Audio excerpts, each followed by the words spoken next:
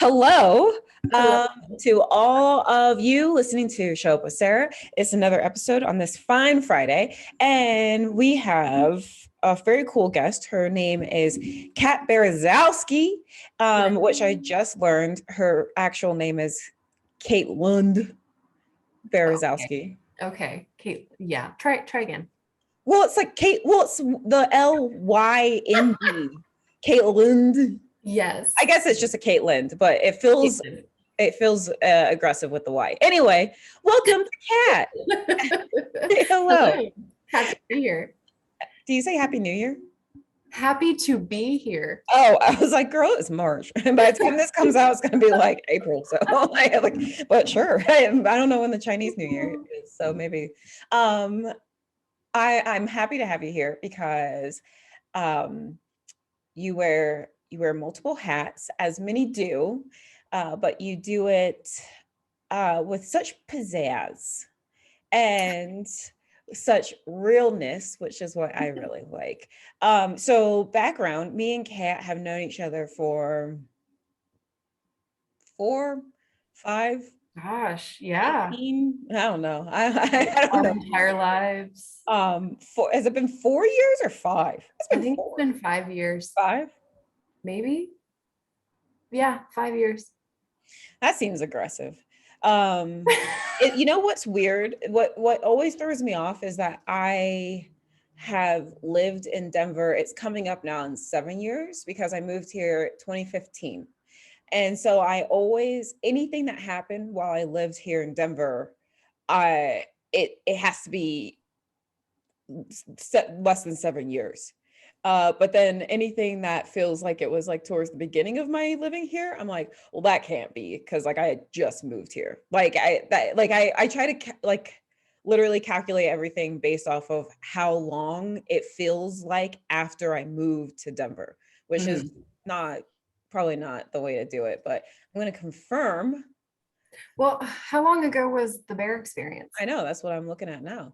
I'm going to confirm when I got one of these photos. I'm looking at the info right now. This says if I had glasses, I could apparently read it. I feel like that was like 26. 20 I got these photos May 11, 2018. So, okay, so that was a year after we did the experience, right? No, the proofs or Yeah, the it final took a while. edits. It took a while for the proofs to come through, remember? See, Because we okay. were all waiting with bated breath and then Now I'm gonna go to the iPhone that tracks my location at all times. oh I'm just Lord. gonna go location. All right, here we are in 2017, June 2017. You're right. There you go. There you go. Well, there we go. So it's only taken 10 minutes for us to confirm how long we've known each other. Yeah, so I met Kat with that, and that was the first time that we ever met, obviously, like, so we both got chosen for this modeling project experiment gig thing, I don't know, that took place in Cabo San Lucas.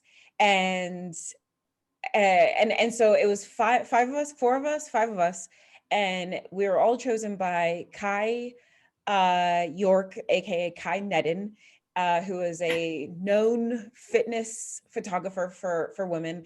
And he selected all of us. Like, we just like all applied for this like bare photo shoot where we couldn't wear makeup, anything fake, even a fake tan, whatever. And so we all came from like around the world or around the country. I don't know. I no around the world because what's her name is from overseas. And She lives here though. no, she don't. Who? Joanna?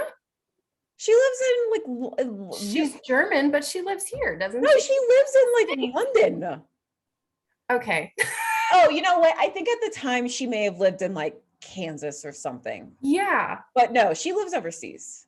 Okay. No, at least. Anyway, you know what? I was about to be like, let's go to Facebook, but we don't have to do all that. But yeah, and so we all convene, like we all get in our flights around the same time in Cabo San Lucas. And I just remember that I was super insecure because when he sent the list of everybody, I was looking and I was like, wow, everybody is like really fit. And like, cause like you did CrossFit, Joanna is a IFBB pro. Jessica was on the cover of like a magazine. What's her name is a professional ballerina. Diana. And then like Tana is just, you like how everybody is just like, what's her name? Like, I'm sure I'll say, what's her name about you any minute now. But like, so I was just like, and I'm just like a chick that I'm like, guys, I like to work out sometimes. Like, hi, and so I was super insecure going into it, but I was just like, I'm gonna do my best, and I'm the only Black one, so I'm the diversity hire, and I'm gonna do it, like. And then it was a very good experience, and me and Kat became good friends, and now she has secretly named both of her children after me. Yeah. I'm going to enter a throuple with her and her husband. It's just, we're pretty much destined to be together for the rest of our lives. So Yeah. it was a magical trip. Yeah. That's how that can be boiled down. So that is the background of me and Kat. Since then, I have gotten to know that she is a pick you nurse. Picky, a pick line. she puts needles into people. I'm a vascular access nurse. I place PICC lines. Thank you. I was about to be like, girl, don't act like PICC isn't somewhere in there. Okay, so she's a nurse. She places PICC lines. What that is, and I'm going to tell you, even though I have the professional here, it's where she places a line deep in your heart. Am I anywhere near it? I mean, kind of, yeah. It sits right above the heart. Yeah. Like right above it, like north or like north. Yes. 4D north. The vessel that it sits in, the tip of the catheter, sits in the superior vena cava, which is right here at the top of your chest, and it's what dumps all the blood into your heart. All right, so not nipple north, but throat north. Correct. That's very impressive. Have you ever killed anybody doing this? No. And good. Just gonna knock on wood. So she's a super professional. She also has she's also married to a firefighter. She is a social I was like social engineer. That's not right. Social marketer with Modere. And then she also has 2 sons, Atlas and Anthem. And the joke is that Atlas is actually mine because she realized, or she had the first signs of being pregnant when she was visiting me. And so I decided that it was my baby. So yeah, I do love that. Like, so that quick story, literally she was like visiting, and it was like a whole mess of stuff. I mean, it was like a great trip, but also like she witnessed me like arguing with a friend. She was a vegan at the time, and sushi place accidentally gave her bamboo sushi in Lohi, accidentally gave her pork. And like me and my friend were like tried to fight people for her. And then she was just like, I like my period is a little late, and that's just weird. And I was like, it's happening. Like, I also really like to predict people's like life changes. So yeah, Atlas and Anthem. She had a home birth. Well, both of them were home births. Yeah. Which is crazy. And one of the reasons I really like Kat is because she is very, and that if you follow her on Instagram for her social marketing and social, wait, what's the word I'm trying to say? I don't know. What are you trying to say? Not social marketing, social marketing. Yes, I am a social marketer. Okay, why do I keep wanting to say like social engineering? I don't know. But that sounds really, really profesh. Yeah, I don't know. But yeah, like if you follow her for her social marketing and just in general, because she's a cool person, a lot of what you'll get is just very like genuine and real stuff.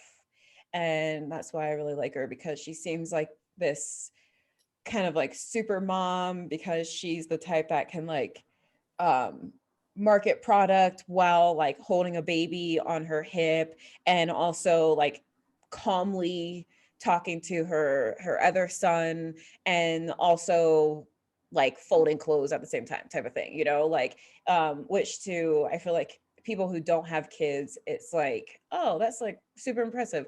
And then I'm sure to a lot of moms, that's also still like, oh, it's good to know that other people are multitasking in a ridiculous way, but it's also really cool to see someone do it so calmly. I have FaceTimed you, and I feel like I've never seen you, heard you raise your voice. Um, It happens. which I mean, I'm sure it does, but because I'm human. It happens. you also have like how many, like two dogs still, two, Yeah. three, yeah. Unfortunately, one of her pups recently passed last year, but yeah, that's a lot of a lot of souls that need you to show up. Um, so I will take a break from talking about you to you. Um, tell me, actually, because I know a little bit, but going back to the bear photo shoot. I can't think of any words. I'm like the bear experiment. The bear Experience. magazine, bear experience. Going back to that photo shoot, at the time you had really cool like dreadlocks, and you were kind of like the power person, right? Like super strong, because like you did the CrossFit and everything. This is before you had either of your sons. So like tell me about that for you. Oh man. Yeah, I used to be so cool. I used to have awesome dreadlocks and I used to be in really good shape. And now now I'm a 31-year-old mom of two. So suburban. You are No, suburban. the bear experience was it was really transformative for me just because I have always viewed myself as like the strong, goofy one, Mm, never as like this feminine, beautiful, like sexy was never a word that I would attribute to myself ever. But I don't know, just like getting to spend that whole week with all of you ladies and just, I don't know, Kai does a really good job at just making you feel so comfortable in your own skin. And I came out of that experience recognizing that there are many facets to who I am, and sexy can be one of them. So yeah, it was a really good experience.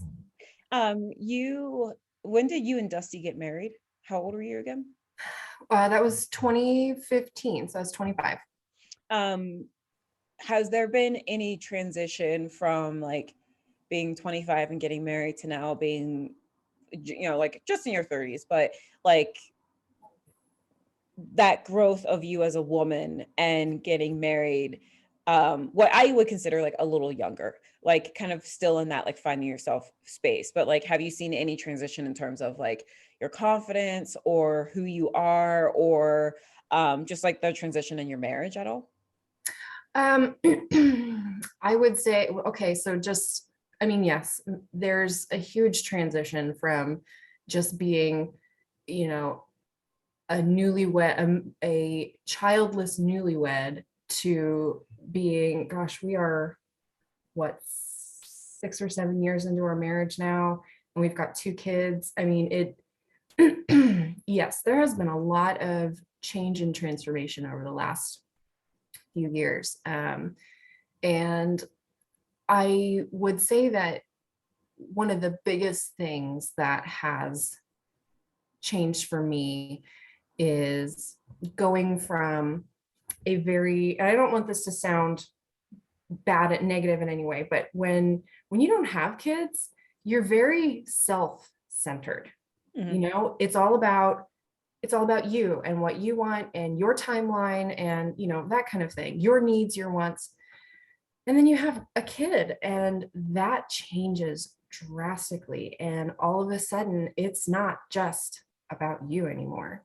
Your whole life moves around this little soul that you just brought into the world. And so, yeah. And as far as our marriage goes, I feel like it just keeps getting stronger and stronger every day because one, we're best friends before we are husband and wife. Mhm. So we are always thinking of each other. We're always looking out for each other. I mean, some days are, better than others. Yeah. We still have our struggles. We still have our trials and tribulations, but it's, we come first. And, and that's important. There's a saying that's like, the grass is always greener on the other side, but that's not true at all. Like the grass is greener where you water it. So Yep. for us, keeping our marriage and our partnership and our friendship strong is paramount. And then, just these boys they are our pride and joy as much as they test us as humans. Some days they're amazing little magical beings. So yeah, So, and you always wanted kids, right? So that's funny you say that because for the longest time I was okay with just being the cool aunt. I've got two nieces who we're pretty close in age. My sister is 11 years older than me, and I was 9 when my oldest niece was born. So I'm practically an older sister to them. Yeah. But I was totally okay with just being the cool aunt for the rest of my life. And Dusty and I had talked about having kids, but it was never like, okay, yeah, let's do this. And then I got pregnant. Yeah. And I was scared out of my mind because, again, I was still in that very self-focused mindset. I was gonna say, like, what were you most scared of? Like, give me like the top 3 things that you were most scared of. I was terrified that I would not be a good mother. I was terrified that I would screw him up for the rest of his life. I mean, there's still time. Right? Yeah, he's only 3, so got time. And as selfish as it sounds, like there's this loss of this does sound negative, but I don't want it to. There is this loss of freedom that you have as someone without a child. So, that was scary too. And then, I really was afraid that it was going to change my relationship with Dusty, maybe in a negative way. And all of those things, I don't know where my brain came up with all of that. Like, No, I mean, those are the same. Like, if someone told me today that I was pregnant, I would have. I mean, I don't have a husband, so like, that's not. But like, I mean, I would 100% be like, well, does this mean I never get naps? Does this mean like, no, like, you don't. like everything would just be about like what I would lose, and then 100% like, now what does it look like having a partner? Like, what is like, because I think that we are because of the divorce rates and what we see on social and everything, I don't think children are the reason why people get divorces, but I think that people are in marriages that need more work and then they throw a kid in. And so the kid kind of becomes the reason, right? Like, because now just everybody is like taxed and not able to show up for themselves or each other. And so like and I remember there's no self-editing here, because like, I don't think it sounds bad or negative to say what is real. Like, I think there's probably a ton of people who'd be like, say that sounds really bad. But I think like a lot of kids are the reason why a lot of people get divorced. But I think it's just kind of like a catalyst of like, it amplifies a lot of other things and a lot of other issues. Yeah. So like when like I remember one time like my dad made a reference of like, well, I didn't want kids. And I was like completely okay with the fact that I'm like, yeah, I mean, you guys probably very much got divorced because you had kids because you shouldn't have had kids to begin with, like you guys had stuff that you needed to do. Like, so I don't think it sounds bad at all.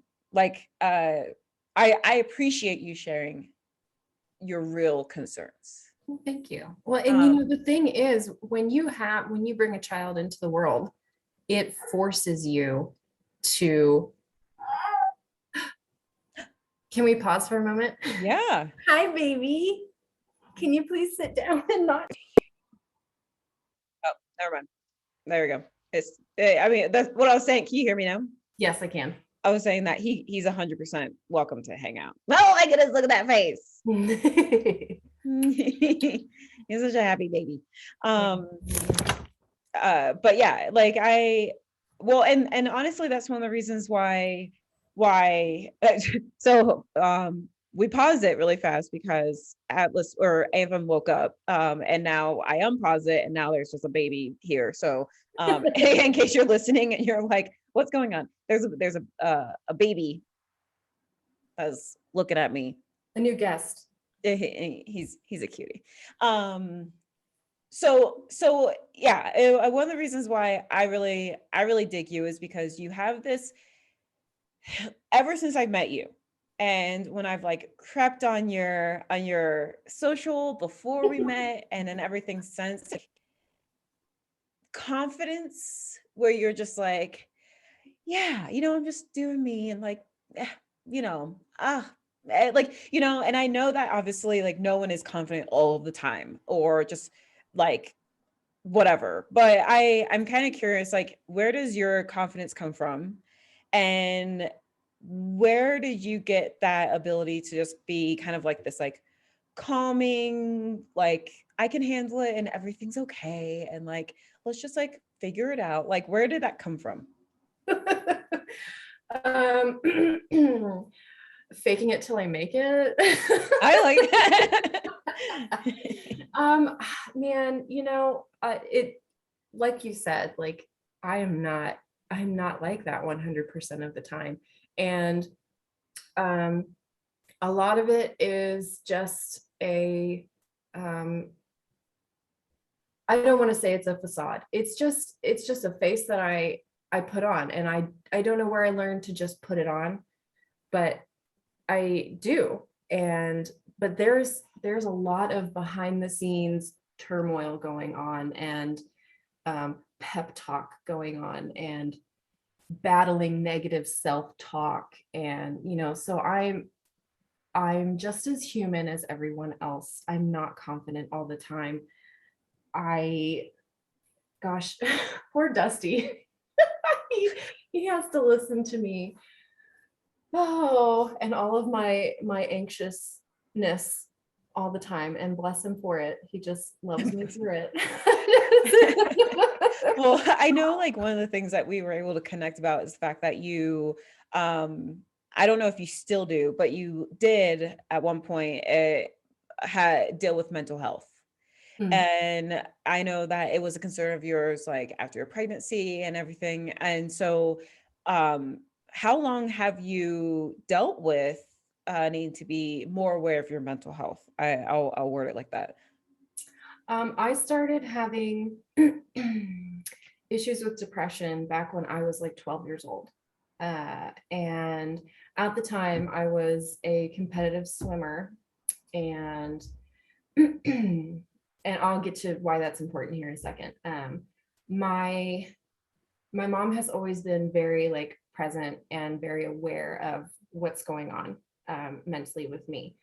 And so, I went and I talked to counselors, and I wound up getting put on Zoloft when I was preteen. Hmm. And it was too much. Oh, yeah? Are you bored with this already? Just like chilling so calmly. I love it. No, what's up with you? Anyway, the Zoloft wound up being too much. I felt like a zombie. I didn't feel like myself anymore. And that's where swimming really came into play. It turned into my therapy of sorts, because when you're swimming, yeah, you're on a team, but when you're in the water working out, you're all in your head, Yep. you know? So there was a lot of therapeutic communication that I was doing with myself while I was in the water. So yeah, so from 12, I was dealing with depression. Of course, I stopped taking the Zoloft, and I stayed off of medication. I stayed off of medication until I was 25. And I had a pretty significant life event happen that caused me to seek help. Okay. And I got put back on medication. I got put back on Prozac. And oh my gosh, the difference it made for me was night and day. And I think there's this bit, I'm sorry, I'm kind of going off on a No. here, but I think there's such a stigma against taking medication for depression, bipolar, XYZ, and it shouldn't be that way. You know, being on medication has completely changed my life. It has given me back myself. It has given me back the motivation to just live my life, you know, just get through the day. Whereas before it was everything I could do just to get out of bed and brush my teeth. Yeah. So I have been on some sort of antidepressant since then. And after having the boys, of course, I dealt with, and I'm still dealing with postpartum depression, which is a completely different ballgame. Is it? So I'm also on, I just got put on Wellbutrin as well. How is it different?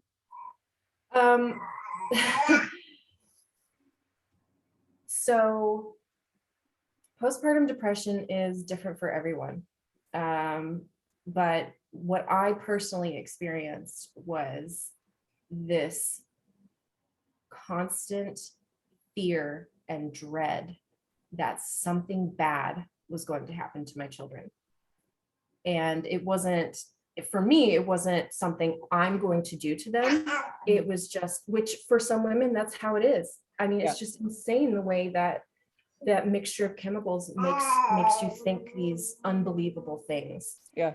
And for me, it was, I would come up with the craziest scenarios of like, you know, what if I'm driving and I get into a car accident and we careen down the hill and it's 30 degrees outside and I die in the car and nobody knows where the kids are because they're stuck in the car with me. I mean, and it would just snowball. Does postpartum bring in a level of paranoia then? Would you say, for you at least? I think for many women it does. Okay. Because, you know, again, like I was saying earlier, all of a sudden it is someone else that you are looking out for. I mean, you are their sole provider, you know? Yeah. And so the other thing that I struggled with, I don't anymore, but the other thing I struggled with is something called DMER. Explain it. Not a lot of people have ever heard of it. Yeah, have you ever heard of it? I don't know. I don't think so. It stands for dysphoric milk ejection reflex. No, never heard of this. So what happens is when you're breastfeeding, anytime you, anytime baby is latched on, anytime your milk lets down, it releases chemicals in your brain that can range in severity. For me, it was this deep, overwhelming sense of despair. I mean, he would latch on, and just all of a sudden, I would just be the most sad I've ever been. Wow. And it would last for like a minute, and then it would go away like nothing had happened. Yeah. And when you're breastfeeding and your baby needs to eat every 2 to 3 hours and you're letting down milk constantly, it's just exhausting. I'm sure. And, you know, I had no idea what the heck was going on with me. I thought, oh my gosh, my postpartum depression is getting worse, and, you know, maybe we need to up my meds. But then I looked into it, and this is an actual, like, an actual thing that can happen to women. But well, and also I can only assume that that is stressful given that, like, because I mean, you're an advocate of like breastfeeding is just natural and you know it's a beautiful thing, and so I'm sure that there's a little bit of stress related to that where it's supposed to be this like super beautiful bonding experience, and then you're just like, you know, like, like because I did not know that about you. Yeah, breastfeeding is not easy. I mean, as natural as it is, Yeah. you know, for eons, women have been breastfeeding their children. It's not easy. Like you don't have your kid and then just automatically know how to do it. Yeah. You know? Yeah. And when babies pop out, they don't just automatically know how to do it either. You know, it takes a lot of practice and a lot of trial and error. And for some people and their babies, it clicks right away and they have this beautiful experience. And then for some, you know, it can turn into a huge source of anxiety and frustration, both for mommy and baby. Yeah. And I have many friends who have given their all to breastfeed their children, and it just has not worked out for them or their baby. And so in their words, they kind of feel like a failure because they weren't able to provide from themselves the nutrition for their baby. So, I mean, yes, for me, it's I'm going to breastfeed where I want, so don't tell me to cover up kind of thing.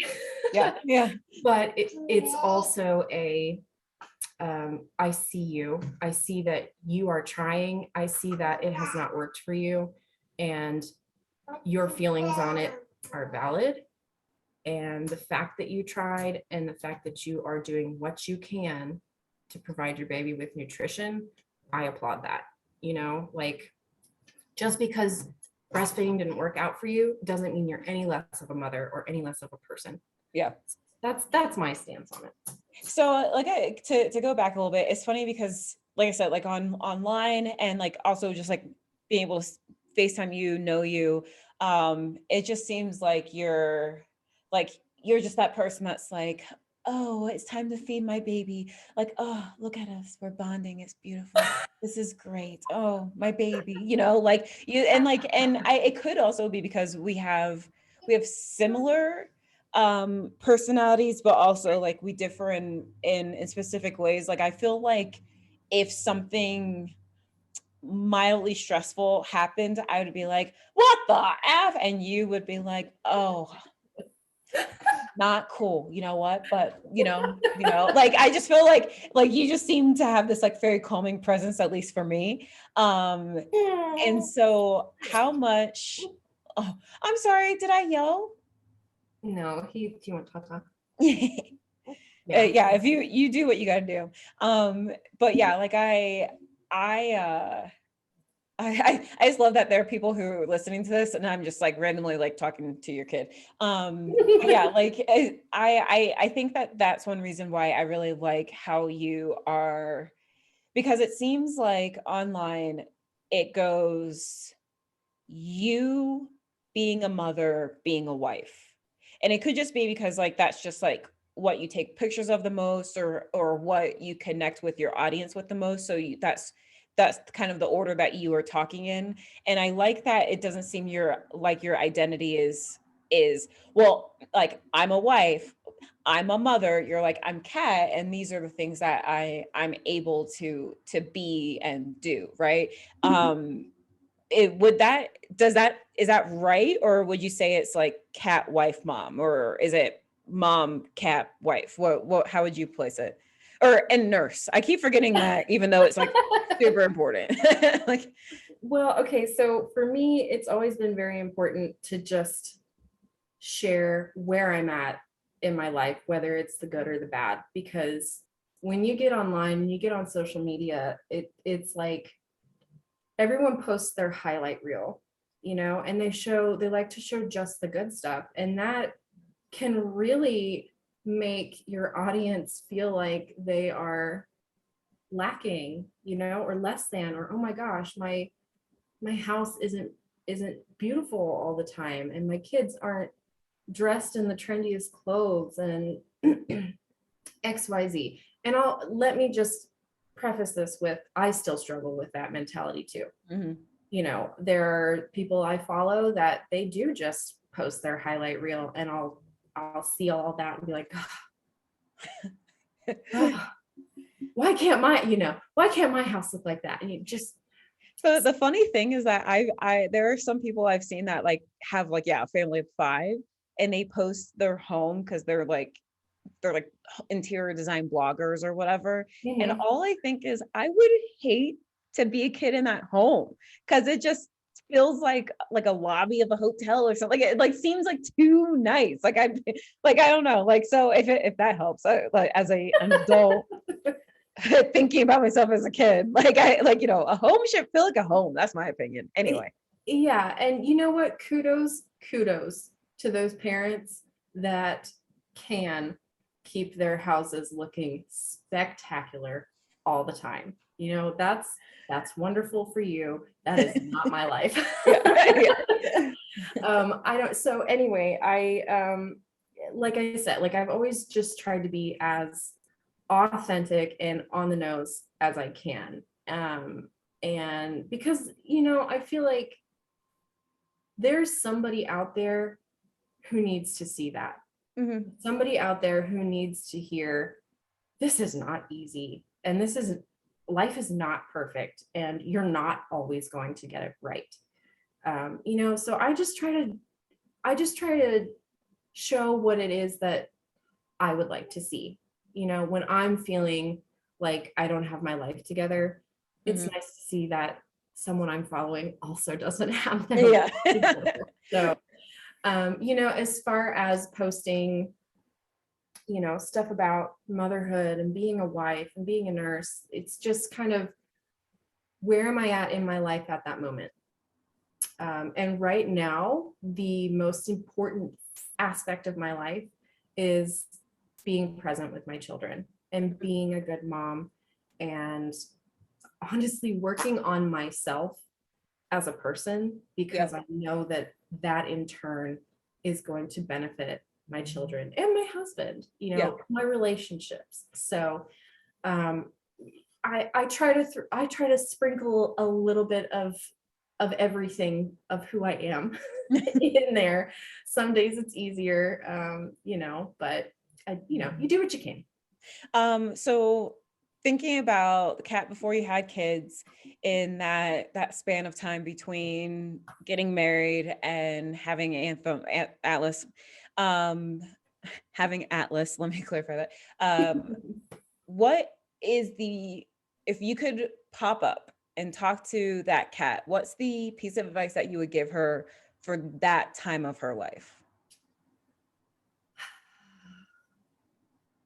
That's a really good question. Um, I would have to say, you don't have to do it all. You don't have to know it all. You don't have to do it all. You don't have to be perfect all the time. I really, really struggled with that specifically when I was really heavy into bodybuilding and competing. Mm.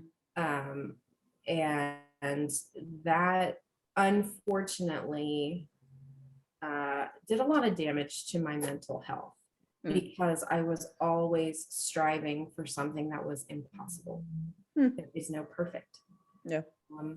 So, and I was always taking more on than I could handle, but telling myself, I can handle this. And then when I can't, berating myself and beating myself down because I should be able to handle this. Yeah. You know? Yeah. So I would just tell myself, slow down, be more present, put more effort into your relationships. You know, at the end of the day, it's your community is everything. Mm. You know, and if you don't have community, you're just all by yourself, and that's no way to live. That's true. So, If let's go 10 years from now, what is something that you think your future self could come back to you today and be like, I think you need to hear this? And it's not necessarily that they're like, do this better or do more of this or anything, but like, what is something that you think you do need to hear? your kids are going to be okay. You know, Yeah. you nobody's a perfect mom. Yeah. Nobody comes out of childhood unscathed. So just continue. That's the thing about kids, man. They they really are good at finding what triggers you and like making you realize how much you really need to work on internally. Oh, yeah. And that's not a negative thing.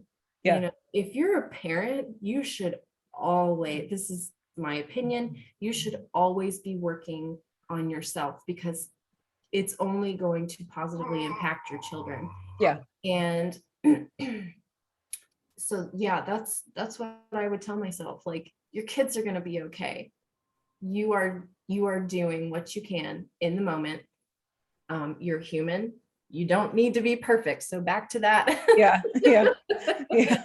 Back to that being perfect thing, So It is funny because like me and my brother, we had joked one time because I was like, like, does it scare you to think that you could be saying something right now that's gonna like your kid's gonna be in therapy about like in 20 damage your children yeah. forever. Yeah. And he was like, it's crazy because you don't know what the thing is. And we both reflected that we thought we were really poor growing up in a town called Upper St. Clair. Because whenever we would want to get a Snickers bar, like a candy bar at Kogo's, which they don't exist. That does not exist anymore, that store. But we would always be like, Mom, can we get like a candy bar? My mom would be like, oh, we don't have money for that. So we just assumed that meant we were so broke that we couldn't spend, I think at the time they were like, what, 25, 50 cents on a candy bar. And I never told anybody in my family that like, that's what I thought. And my brother never told me. And then we're like adults and we're like, yeah, because you know how poor we were because we could never afford candy bars. My mom's like, what? And it's just like the most random statement that we both were just like internalized individually. And it's like, of all the things, like that is something that we just held on to, Yeah. I will say, and I think this is also why and watching you let me get my thoughts together. So lately I've been seeing people talk more about, I want to say it's called like gentle parenting. Yeah. And I will say that it has made me like, if I had had a kid before now, I think I would have implemented a lot of um things I've seen and ideals that uh I witnessed and were a part of in like a Black home. Because like a lot of like the videos that I've seen have been like these white women talking to their kids and they're like like, is there something that you need to say? I see that you're upset. And like everybody that's like Black, they're like, boy, like if that kid talked to me like that, I'd be like, whooping, like, and there's like a instinctual part of me that's like, no one has time for all this, but then I've watched you with your kids and like, even just the other day when we were FaceTiming and you're like, Atlas, like, I'm not ready to talk to you right now. Okay. Like, and I was just like, I really like that because it's not this, like, it was a really good example of how you can be calm and still have respect for yourself. And sometimes when I watch some of these videos, I'm so stuck on that fence of are you instilling your kid being respectful, or are you like, like, because I do have that bias of like if I was like, Mom, I'm thirsty, my mom would be like, swallow, I don't got time for this, like, and that's just like the end of the conversation. Like, how many times my mom said that growing up, like, oh goodness, especially on car rides, like, anyway. And so I've struggled with it, but it's also made me think, like, what would I be passing down as a parent if like my kid is like and I'm like, I understand that you're struggling at this moment, like, I get it, like, let's talk it out. And then like the minute that they like went to kind of like kick me or something, like I would be like, boy, I know, like I would just like, it would just be gone, right? But when I've watched you, it's given me that kind of insight of like, because let me wrap up what I'm saying here in a with a bow. When I've seen those examples of other people, it's always felt like you're allowing your child to disrespect you, which I think is the bias. Walk all over you. Yeah, it's the bias I have of like coming at, and I shouldn't say like a Black family, but I do know like those are some of the stereotypes, right? Like, and the stereotypes are growing up this is what I experienced. And then also like I even just saw a video that I'll have to send to you of like the difference between like a Black home and a white home. And like the first example was like the Black guy like coming in, opening the door, and he's like, time to get up. I told you not to spend all night on that phone. You better get your butt out of bed. Let's go. And then like the white dad being like, hey, rise and shine. Oh, you're a little groggy? Okay. Well, I made some French toast. Like that's literally what I experienced. And then also like I remember when my friend Whitney, I went to her house one time. We were in high school together, and she told her mom to shut up. And I literally was just like, back away. I was like, this one's about to shoot her daughter, like, and so it like, to go back, it's when I see like these moms doing this gentle parenting, and specifically when I'm seeing white women do it, all my brain is thinking is like, you're just letting your kid walk all over you. Like, yeah, you're allowing this kid to disrespect you. And it's made me question, if I had a kid, would I just be passing down things that are not proactively allowing them to communicate or process, or for me to show up for them. And then when I watch you with Atlas and Anthem, I'm like, okay, that actually seems gentle, but it also doesn't seem disrespectful to anybody. Like, I know that being able to communicate and allow and teach your sons, which I know that you are very aware, like, boys need to learn how to process emotions and Yes. be allowed to have emotions. Yes. And everything like that. So like, what was something that made you think, okay, this is how I kind of want to approach parenting, especially with boys? Well, okay, so to go back to like what gentle parenting is, the premise of it is just treating your child like they are the whole person that they are. Just because someone is 3 years old doesn't mean that you should talk down to them, or you should belittle them, or which is, when you think of a kid, you think, oh, well, if my husband came up to me and told me, stop crying, that's enough. Like, how damaging would that be to me? Yeah. Like, we support each other, so why would I do that to my child? Hi, baby. Yeah. Yeah. So, like I said, the premise of it is to treat your child like the whole person that they are, and validate those feelings that they are having, because with kids, they don't have this buffer. Children feel 100% of their emotions, and they don't know how to process that, and it is our job as parents to demonstrate how to work through those emotions in a healthy way. So like with Atlas, he went through a period where when he would just get so overwhelmed with frustration or anger or sadness, whatever it is, he lashed out physically. So he would want to hit me or punch me. And so, that's just how he knew in his little tiny body and his young brain how to deal with those big emotions. So it was my job to teach him, it's okay to have these emotions. It's okay to have these feelings and these urges, to get rid of that pent up, whatever it is. What's not okay is to take it out on mommy. What's not okay is to take it out on little brother. One of the things that I do with him is when he feels like hitting or punching something, here, buddy, go punch this pillow.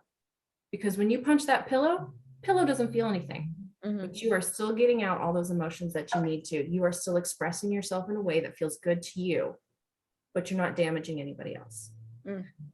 So, I, growing up in the 90s, and even still today, like you see all of these men who are really just broken boys inside, because they grew up hearing boys don't cry and toughen up, and just quit being a baby, quit being a pussy, that kind of thing. And that doesn't teach them how to process all of that in a healthy way. So for me, it's always been important to honor who my boys are as themselves and as boys, but teach them healthy ways to work through whatever it is they're going through. And I want to say also that I don't let my children walk all over me. At the end of the day, I'm the parent. I'm the one in charge. So I think there is this confusion when it comes to discipline. There's punishment and there's discipline. Discipline is, the root word of discipline is disciple. When you have a disciple, you are teaching them. You are guiding them. You are mentoring them. And when you grow up just being punished and not being discipled, that's what you automatically go to when your kid is having a temper tantrum and yelling at you. It being a gentle parent is not easy. It is not easy at all, and it takes a lot of internal work to respectfully parent your child. So I personally, I'm not a spanker. It is, and you know what? I don't want to see anybody else striking their child. you're going to parent your kid the way that you feel is correct. But for me, I'm not a spanker. I would rather work through whatever,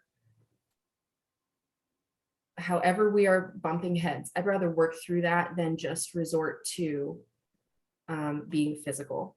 Yeah. Because in the future, I don't want my children to think that that is that's the automatic response. Yeah. You know, using force or using, you know, what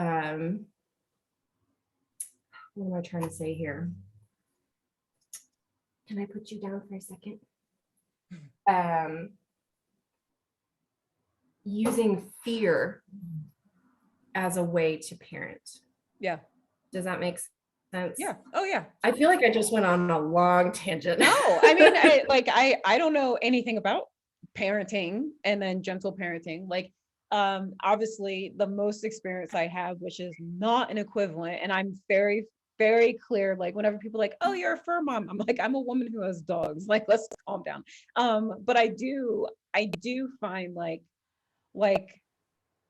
the challenge with myself sometimes of like, even this morning, right? So like Joe woke me up at like 3 a.m. and she's like trying to signal to me different things that she needs. And I'm just like, girl, like, I don't know. And I was just like, help me help you. Like, what do you need right now? Like, what can I do? Because obviously you need something. And like, so even just those moments for me where I'm like, I think that if you handed me a child, I could do it. And I feel like I could do it pretty decently, at least till they're like 7. After that, it's just like, you guys suck. But like, I like watching myself try to learn how to communicate with animals that are like, listen, I'm limited here and I'm relying on you to figure this out, is sometimes I'm like, oh yes, like this always comes back to me and how I'm, like, why it doesn't help to yell at Joe. Joe isn't going to suddenly be like, well, now that you've yelled, what I need is to go outside. Like, she's never gonna talk, like, so it is interesting, because I think one of the biggest things that I've learned as an adult is,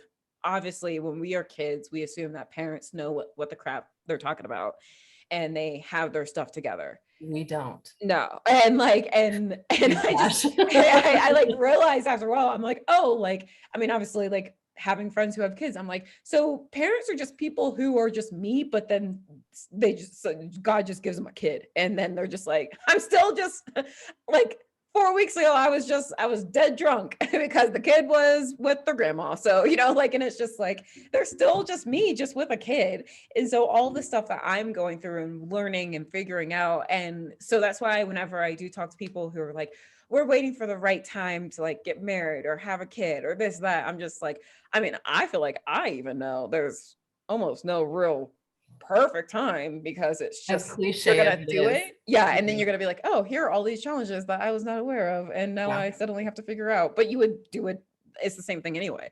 I will say, like, as much as I'm like, yeah, I don't want kids, there are times where I'm like, maybe I should have a kid, because I am a pretty, I would say, decently self-aware human person, and I feel like we need more people who are self-aware having kids, because there are so many people who are so unaware of themselves and anything that are creating children. So I'm like, I feel like we may need to balance it. But then I'm also like, well, I'm 36 and I have no boyfriend, so I can't imagine where I'm coming up with a kid suddenly. But there are days where like sometimes I'm like, oh no, maybe it would be kind of cool. But one of my biggest concerns, that sounds super bad, is like, and this is a question I've always wanted to ask you: if you breastfeed upside down, do your boobs sag less?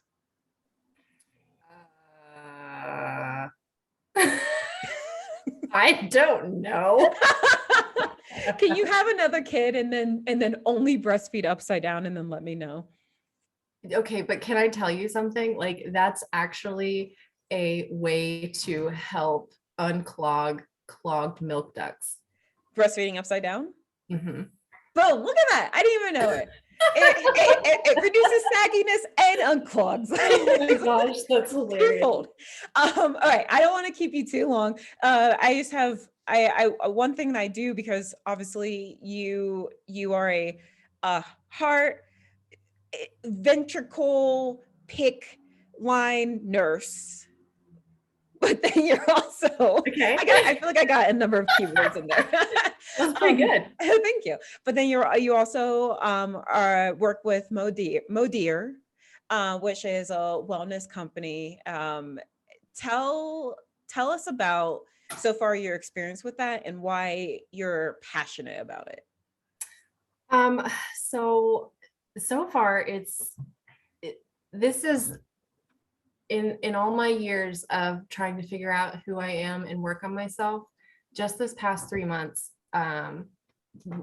being with Modair and the mentorship that I've had, I feel like this is the most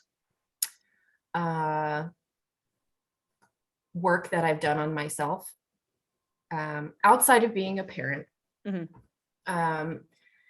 And it's challenged me, because so what I do is I'm a social marketer, and I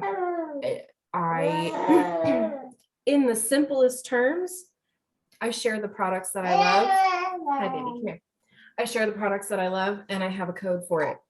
And so I share what I love and I get paid for it. Like, that's the simplest thing. It's just like it's similar to affiliate marketing. You follow somebody on social media and they have this.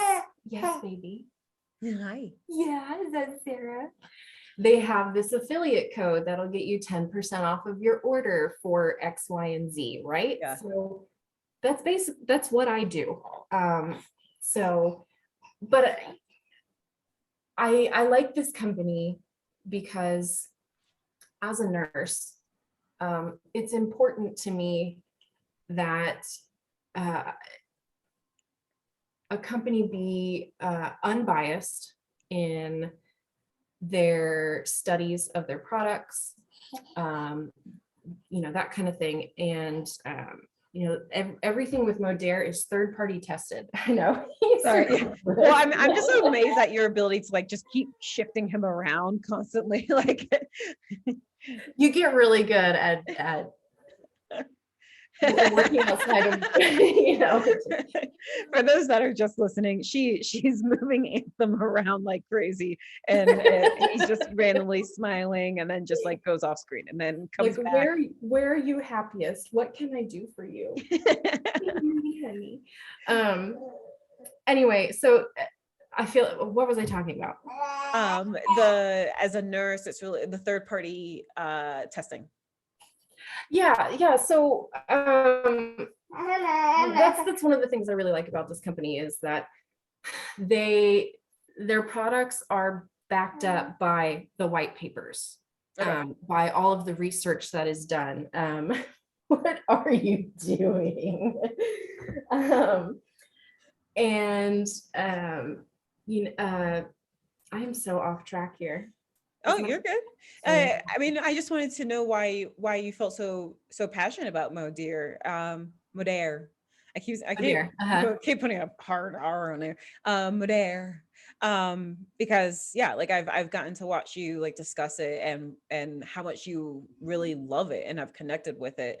And I love that you have something that has been lighting your fire.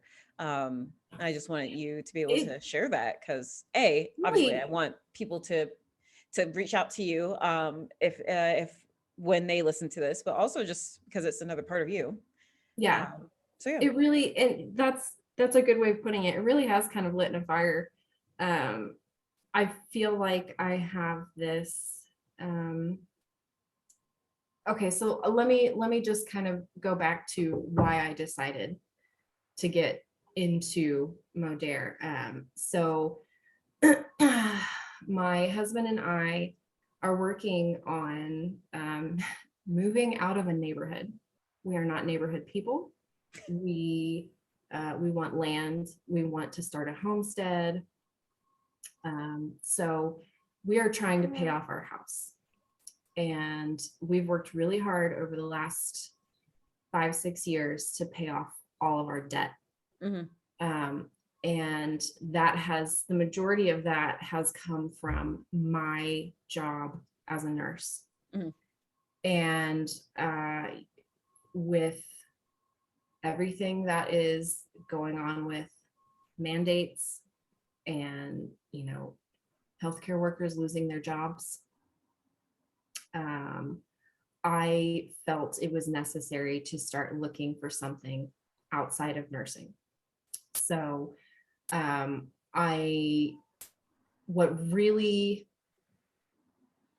piqued my interest was the fact that I could still make money while I'm home with my boys.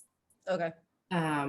And promote products that I do enjoy taking and have made a difference for me. So my husband and I just kind of, I've never done anything like this before, right? So we talked about it and we talked about it and we talked about it. And finally we were just like, let's just do it. Let's just jump in with both feet. I mean, we cannot lose with this. I mean, so I've been a social marketer for them for the last 3 months, and I've been able to make, I don't know if I can give exact numbers, but ballparks? Do what? Is it ballparks? Ballpark. Well, I'll say this. I've been able to help pay for our mortgage. All right. With now I'm still in nursing, but of course my hours are much less. I've been able to spend more time at home with the boys while still contributing financially. I mean, it just, you know, we were able to pay for Atlas's 3rd birthday party with the money that I made. And I don't know, I just, having multiple streams of income, I think, is super important. And if you would have asked 25-year-old me, I would have been like, no, nursing is it. Yeah. Right. But now nursing is not guaranteed anymore. And so it was important to me to diversify. Yeah. So yeah, I love what I do. And the goal is one day to just be doing this. The goal is to replace my nursing income with social marketing so that I never have to miss a beat with my boys. So yeah, that's the dream. All right, last 2 questions, and then you can go play with the little dude here, since he is so wide awake. Look at him, he's like, yes, me. Okay. How do you wish to better show up for others?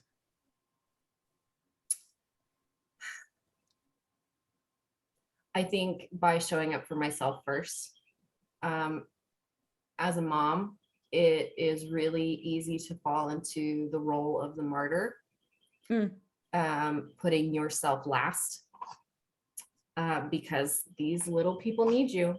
And that's, if you cannot water a garden from an empty pail. You cannot pour from an empty cup. I cannot give my best self to my children if I am not feeling like my best self. So, and you're flirting, aren't you? Sure, And then how do you wish to better show up for yourself? Well, okay, that's just like, yeah, that was perfect. I think for me, getting myself back into a routine, because before kids, it was, I'm going to get up at 5, I'm going to go to the gym, I'm going to meal prep, I'm XYZ. Like, I had it, you know, I knew what to expect from my day. With kids, you really don't know what to expect from your day. You have a general idea. Oh my goodness. So I perform best early in the morning. That is when I feel like I can get the most done. I can be the most productive. So getting back into a routine of getting up before the kids, you know, doing 10 to 15 minutes of some kind of self-improvement, whether that's reading a book or doing some meditation or visualization or just writing down my list of things that need to be done today, you know, instead of just flying by the seat of my pants. Yeah. I think that's a great answer. If you need a book, I have one that I can suggest. Yeah. that I feel like you already have, actually. Get out of your way. Available on Amazon. Trying to read it. It's hard to do with kids. Kat, thank you so much for being here. Because having a mother, so I actually interviewed someone before that discussed fatherhood, and having someone be able to discuss motherhood and you and everything like that, it's just a really cool conversation, because obviously there are many things that many of us don't know. So thank you very much. Thank you for having me. This is, you're right. This was not as scary as I thought it was going to be. It's just you, me, and Anthem. And Anthem, thank you so much for being on the show as well. You're the first baby guest. Yay! You did good, kid. Thanks for all your input. He's like, I got a lot to say about a lot of things, actually. All right. Have a great one. And we talked about your Modair. We will put the links and everything, so that if you are listening to this or watching it and you're curious about the products that Kat uses, you'll be able to go investigate it. Other than that, is there anything before we finish that you do want to promote? Sarah Hip's book on Amazon. Oh, thank you. Oh, thank you. Oh man. So, you can find me. My Instagram handle is at kberezowski. That's a lot to spell. It's KBEREZOWSKI. Yeah. And you know, if you're looking to work on your health and your wellness, and you just don't know where to start, just hit me up and I'll be happy to talk to you and help you figure it out. Thank you so much, Kat. Thank you, Sarah. I love you. I love you too.